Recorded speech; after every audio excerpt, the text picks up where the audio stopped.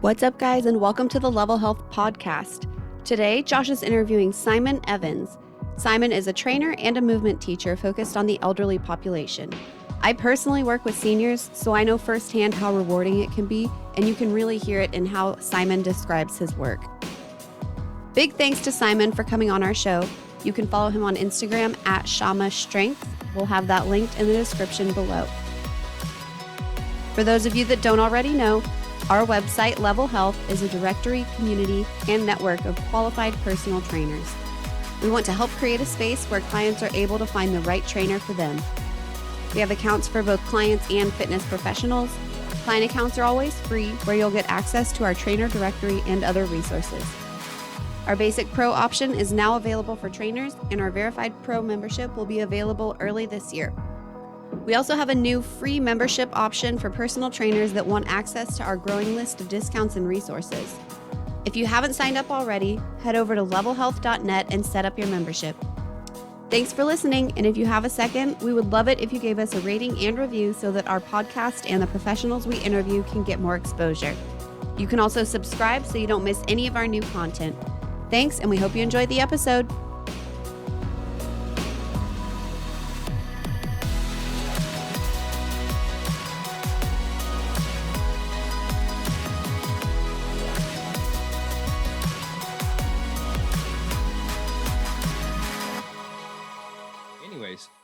So I reached out to you because I saw that you were working with a population that is really largely neglected by the fitness industry.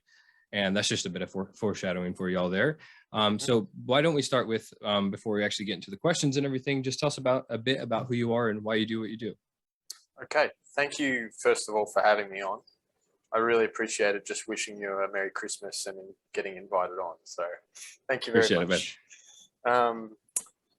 Obviously, if you can't tell from my accent, I'm an Australian-born movement teacher. I got certified with NASM a couple of years back and recently certified with the Online Trainer Academy through Personal Trainer Distinction, level 1 there, to know what I was doing when I was running this online business and whatnot.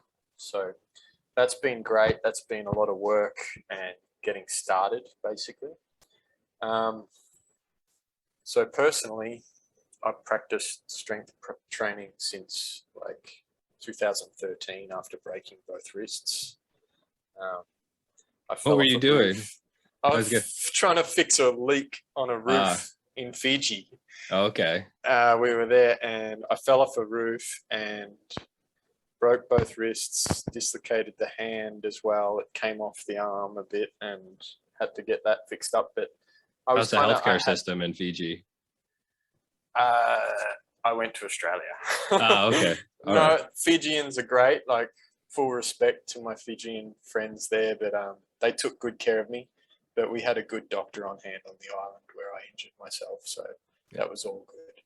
But that I was already training pretty diligently before that break, and went to Australia, recouped, and started again. So basic focus on strength skills and combining that with the latest research in movement and injury recovery to learn in myself what it takes to get strong and help people get stronger. Now, as I started to get into this business of helping others, I realized that I was gravitating toward and hearing from more older people over 60 were approaching me just because I get along well with older people and they get my jokes, which is really important. Yeah, no, I understand that. Yeah. Yeah. So basically I'm specializing right now in helping people over 60 to achieve strength and stability in their body that they can trust. And the term that I like to use is empowering older adults and the elders of our community to get stronger than the fear of falling down. Yeah. Because that fear of falling down is such a big thing for all of us huge. At any age. I mean, I nearly took a fall the other day and I was like, oh, I counted my blessings that I didn't actually do the front splits down the steps, which nearly happened because it was just slick. It was just wet. Oh yeah, well you're moving up to the Pacific Northwest, and I just went on a walk Yeah. with my dog, and it was ice the entire time. You catch a knack for it, but absolutely I can see. I mean, I've worked with senior clients my whole personal training career as well, and that's absolutely an incredible fear for them, because it's not just a fall, it's a broken hip, and then like I mean the old saying is you break a hip, you die of pneumonia. Like if you immobilize yourself at that age, if you get immobilized at that age, it's scary. Yeah. Yeah. That's it. And a lot of them, yeah, we can get into it more in a minute, but a fall can wind up quickening the onset of, like you say, die of pneumonia, because like what Christopher Reeve, I think they said. Describe yourself as a movement teacher, and I think that can that's definitely appropriate for sure. And I think that's a valuable I don't know role for people to fill, I guess I should. When you see other kind of quote unquote movement Oh yeah. gurus, you know what I mean, Yeah. like doing these crazy animal flows and crazy choreograph, and then someone like you who's working with the older population where movement literally is medicine for them. Yeah. How have you come across any like friction there? Like is it hard no. to kind of distinguish yourself? No, they don't. I don't say, hey, I'm now your movement coach. Now I'm your movement teacher. I'm just answering the question like you asked. What do you call yourself? Who are you? What do you do? Movement coach? Yeah, I like to say that. Yeah, gotcha. And I mean, strength and stability is the main thing we focus on. So, like, I have basically the reason why I help people in this age bracket. It all came out of a phone call that I had with a 73-year-old client, Leslie, who I was trying to get to say a few words for the podcast today, because it speaks volumes when you hear from somebody in that age bracket. Yeah. I've got a quote here that just kind of steered me onto helping these people, which was just, I said, how you doing? We were like a few months into her program, just doing basic strength and stability movements. And she said, I used to crawl in and out of the bath, scared I would slip and fall. Like you can imagine, 76-year-old woman trying to get in the bath safely and trying to get in and out. She's like crawling over the side because she's too scared to stand up and put her foot over the side of the bath and transition her weight onto the other foot. It just doesn't feel like it's trustable. And then she went on and she said, now I step in and out knowing and feeling the strength in my body. I'm no longer scared at all. And that testimony hit me like a ton of bricks. It hit me better than like trying to help somebody get a handstand push-up or something like that. Like, it just hit me because it's so core to like life and death, and just feeling that I made a real difference with this person, what we were doing. So that's why I help these people. Yeah, the difference between someone in the age bracket that has developed or is developing or maintained their stability and strength over the years, and someone that hasn't, it's a completely different human being. I mean, I personally want to be able to do the things that I enjoy, going out hiking, things like that, without being afraid for hopefully my entire life. And so you mentioned just a good example of crying out of the tub and everything like that. But what are some of the other biggest hazards that seniors tend to face on a daily basis?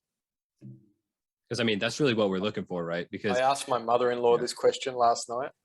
She's in her late 70s and she doesn't do a hell of a lot, but she walks around a fair bit. She's a mover. She's not a mover in the term that we kind of use in the movement, but all that kind of movement snacks and all that kind of stuff. She's more like, she moves around a fair bit. She does a lot of walking and whatnot. But she said the biggest hazard for her was inactivity. Yeah. She just felt like if you don't move it, you lose it at that age. It's really true. And any activity is good. I mean, a lot of people, just inactivity. I heard of another elderly person talk to me the other day, and he said that because he takes his dog for a walk every day and he gets the doctor to come over to his house once a year for a checkup, the doctor said, what are you doing? And he goes, I just take the dog for a walk every morning, every evening. And they said, just keep doing it. You're good. Just keep doing that. Because even that movement was just such a service to his life and the quality of life and his ability to stand up and to get up off the floor, you know. Obviously inactivity, but falling is the big hazard for sure. Plain old falling down. There's a lot of fear around that in the older population, and not only in the older population, but the relatives or sons and daughters and family members of those older people that love that person, who worry about them. That fear can be held and perpetuated by those who are in loving relationships and care about those older adults. You know what I mean? Yeah. That's really felt, really obvious. So that's definitely a real thing, this fear of falling down. It's not just a hazard for older people, but it's a hazard for anybody at any age, obviously. But we really think about it as a danger to somebody's life when they are in their older years, in their later years in life, because we all know, like you said, if you take a fall later in life, it can really quicken the onset of death. And my granddad died from that. You know, he was up on a ladder picking fruit at 89 over the fence, like he was leaning over the fence, and the ladder slipped out and he fell off the fence and had a fall. And soon thereafter, he was gone. So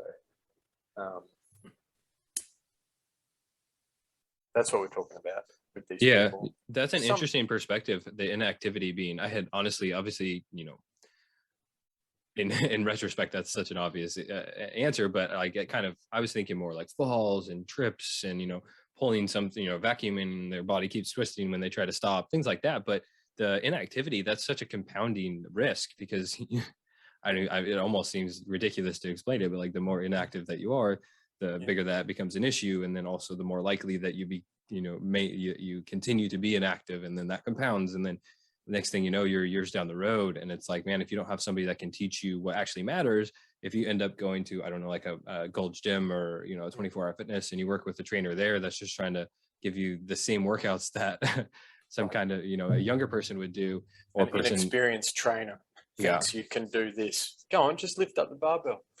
Yeah, exactly. And even outside of you know, that kind of acute trauma, like you're saying, you know, go to deadlift as much as you can, and even outside of that, it's just they're not going to get any benefit from it. And then who knows if that 60, 70-year-old person is ever going to try again.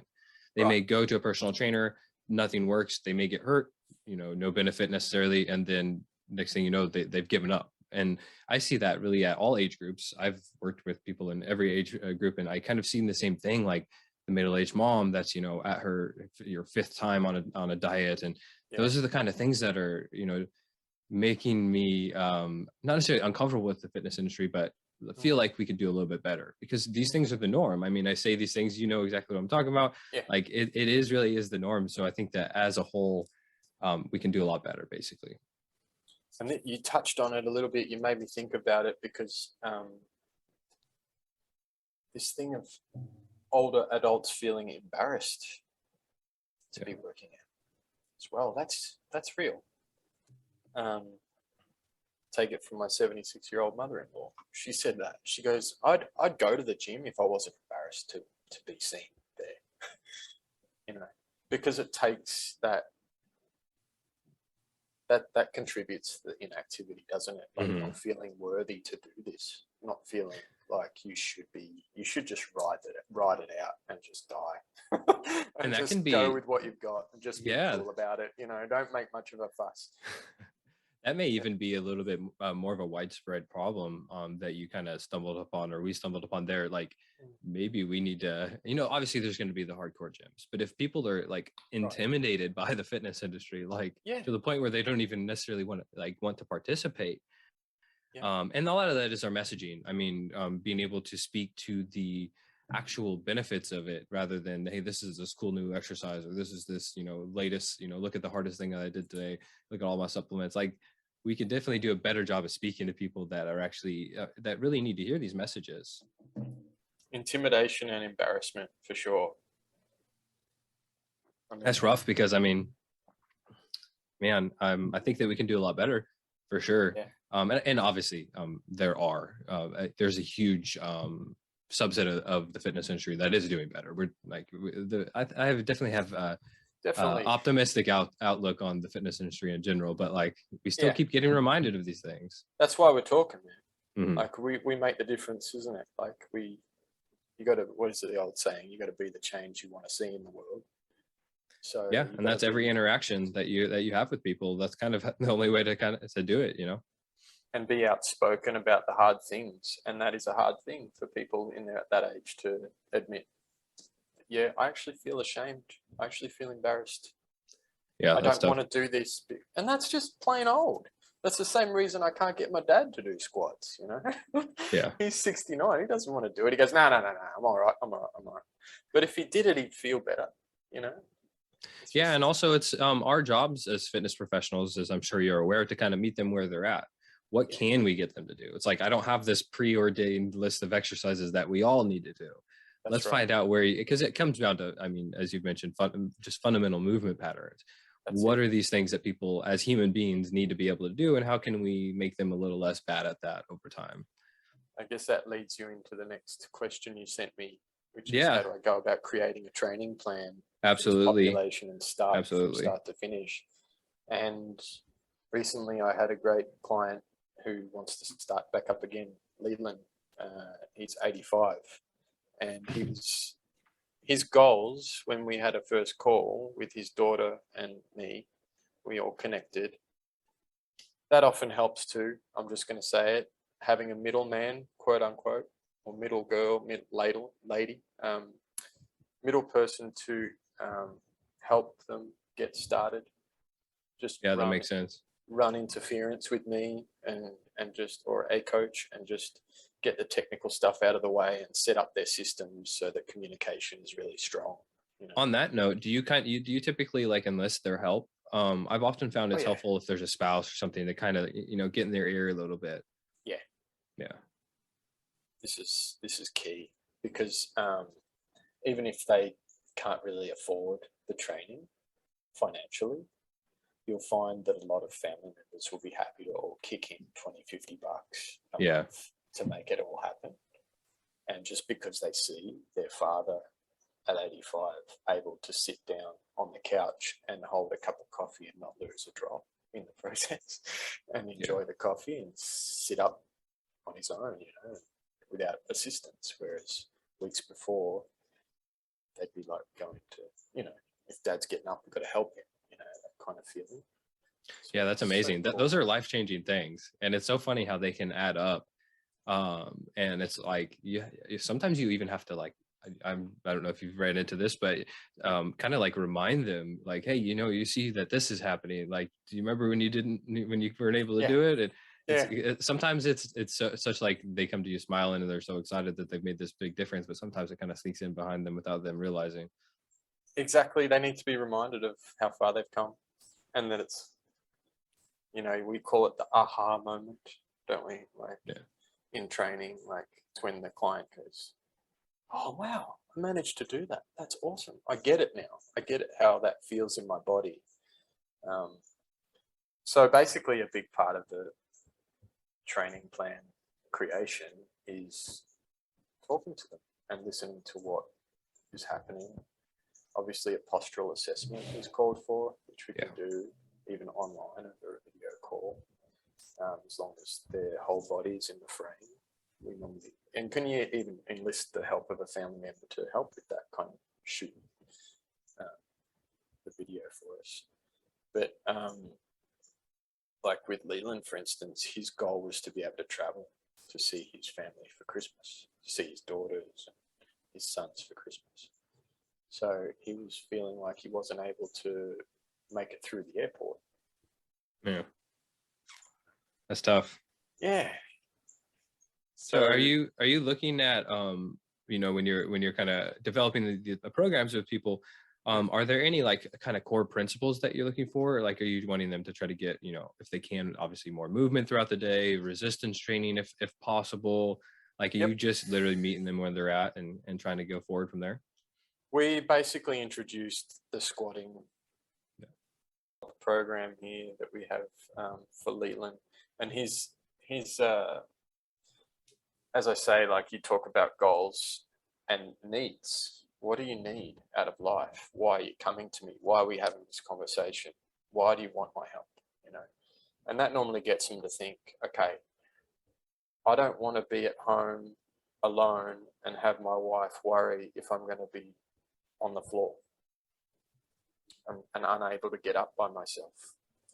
So we actually put in a movement sequence, which is what I call just floor work, or a floor sequence, which is just simply learning how to get down onto all fours and then get down onto your back. Relax in the dead pose, like yoga, you know, just lying on your back on the ground, relaxed. Take a few breaths, emphasis on being really conscious throughout the whole time you're moving, really present and breathing, so that you're creating that connection to your body again. You're figuring out which parts are hard in this process, and you report that. What was hard about that? You know, what was easy? I don't just want success. I want to know where it was hard and you cheated. Yeah. you know. And then just, what does it feel like to roll onto your side and get onto all fours, lift that knee up, pull the foot forward, or crawl over to something, use a couch, and to get yourself back up to standing. We're actually going to program that in because that's one of the goals of your life. Yeah, let's sit there. Let's talk about that for a second, because I always, especially obviously in this population, whenever I would be training somebody and I had them on the floor, I would absolutely not help them up ever, because I would always point out, I wouldn't be a dick about it, but I would point out, like, this is practice. Like, this is you getting up off the ground. Like, I want to know that you can do this when you're potentially extremely tired, in pain, see how whatever they do it. See how they go about it. Exactly, because you may be able to just compensate to get up now, but what happens when you are in pain, or you were knocked unconscious or something, whatever, God forbid, happens when you fall down. Like, we need to be able to, like, we need to know that you're able to do this no matter what. Yeah. And so that was part of Leland's program, obviously, and it's part of anything that I'm going to introduce to somebody who is, it's going to be something that I drill down on for anybody who has that need and that goal. We're going to get good at being okay with the floor. Yeah. Floor, we don't want fear around being on the floor. We want to actually even use the floor as part of our exercise routine for like a glute bridge or something like that, like, or whatever you call it, glute bridge or hip raise or whatever you say, Because you're pretty limited with on your feet for hinge exercise with body weight. So if you want to get any kind of a hinge work in, it's going to almost always need to be kind of a floor bridge, or if you have bands, you can work on it or something like that. But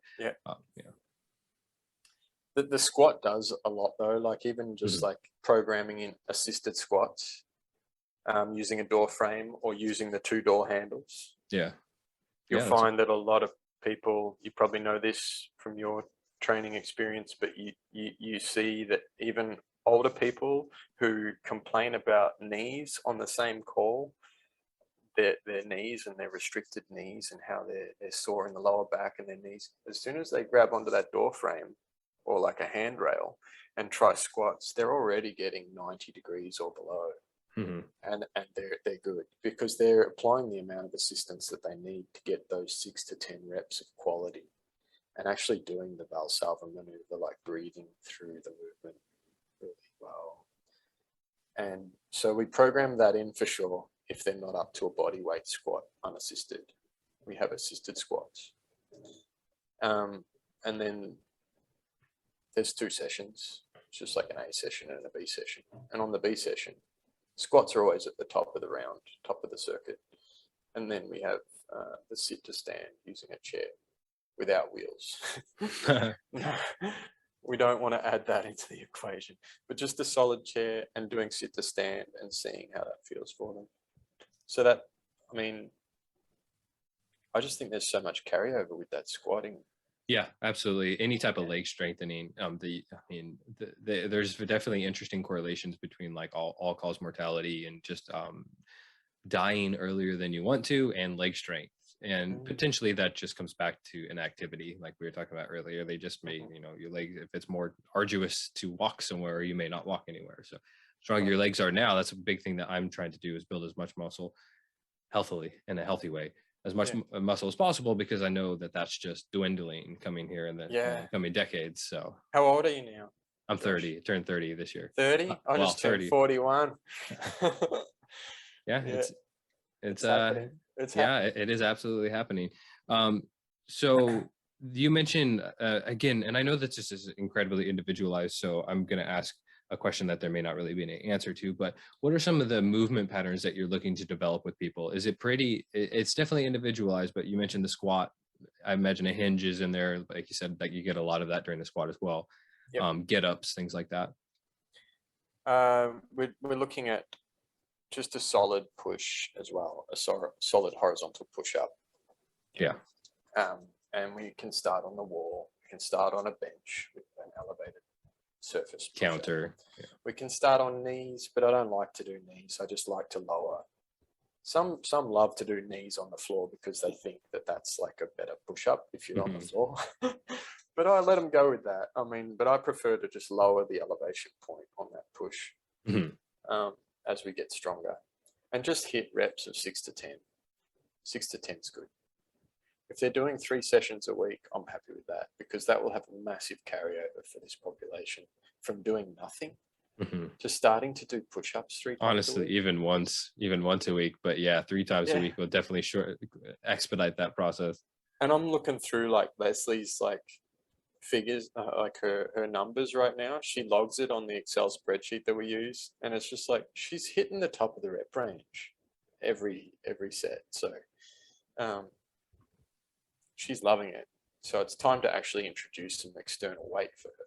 Yeah, your programming process seems remarkably similar to ours for this population, because like you nailed the exact way that we progress: push-ups, squats. I mean, you're talking about, okay, she's getting too good at push-ups, let's add some external load. It just is pretty common sense. It's pretty basic stuff, and that's it was extremely obvious that's what your focus was, though, and that's probably a big reason why we reached out to you, because it really does come back to principles. And it's interesting. Do you see this population being served very well by the fitness space? Are there a lot of other people out there? It's not sexy, so no. Yeah, it's not. Let's be honest. It's just not sexy. And they're not out in force necessarily. They're not out in force on social media. You don't see many older people in the gym. You can every now and then. They stand out to me like dog's balls, as they say in Australia, or a sore thumb. It sticks out like a sore thumb to me, because it's like, oh, look, she's doing a plank on the beach. This elderly lady is coming out and she's doing a plank, man. She's got a stopwatch out. She's doing it. That gets me going. That's like awesome to see. But in general, no, I don't see much of a focus. But I'm not poo-pooing the fitness industry as well. I think we're all going to work together as well. But